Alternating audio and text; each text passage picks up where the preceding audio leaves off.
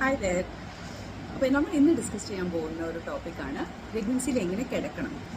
അപ്പോൾ ഇതെങ്ങനെയാണ് myths of പ്രഗ്നൻസിയിൽ വരുന്നതെന്ന് പറയുമ്പോൾ ആക്ച്വലി നമ്മൾ അഡ്വൈസ് ചെയ്യുന്നത് പ്രഗ്നൻസിയിൽ ഏതെങ്കിലും ഒരു സൈഡിൽ ചരിഞ്ഞ് കിടക്കണം. ബട്ട് ആൾക്കാരുടെ വിചാരം പല പല മിത്സ് കേൾക്കും. അപ്പോൾ ഇതൊരു മിത്താണ്, ഇതൊരു ഫാക്റ്റ് അല്ല എന്നാണ് ആൾക്കാർ വിചാരിക്കുന്നത്.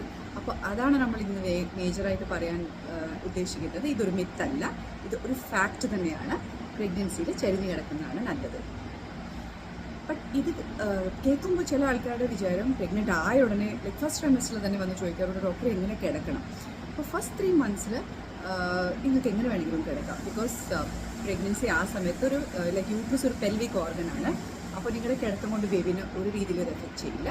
പക്ഷേ സെക്കൻഡ് ട്രൈമസ്റ്റർ ആകുമ്പോൾ 14 to 16 weeks ആയി കഴിയുമ്പോൾ ഡെഫിനറ്റായിട്ടും ഏതെങ്കിലും ഒരു സൈഡിൽ ചരിഞ്ഞ് കിടക്കുന്നതായിരിക്കും നല്ലത്. ഇതിലൊരു മിത്ത് ഉള്ളത് എന്താന്ന് പറഞ്ഞാൽ, ചില മുതിർന്നവർ പറയും ഒരു സൈഡിൽ നിന്ന് ഇനിയൊരു സൈഡിലേക്ക് ചരിഞ്ഞ് കിടക്കുമ്പോൾ ഇരുന്നിട്ടാണ് ചരിയേണ്ടത്. ഇതൊരു മിത്താണ്. ബിക്കോസ് ഇങ്ങനെ ഒരു സൈഡിൽ നിന്ന് ഇനിയൊരു സൈഡിലേക്ക് ചരിഞ്ഞ് കിടക്കുമ്പോൾ എണീറ്റുകൊണ്ടിരുന്ന ആൾക്കാരുടെ ഉറക്കം ഡെഫിനറ്റായിട്ടും പോവും.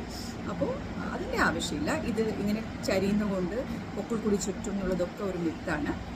റൈറ്റ് ടു ലെഫ്റ്റ് നിങ്ങൾക്ക് ചരിഞ്ഞ് മാറി മാറി ചരിഞ്ഞ് കിടക്കാം. ബട്ട് ചരിഞ്ഞ് കിടക്കണം എന്നുള്ളത് ഡെഫിനറ്റ്ലി ഒരു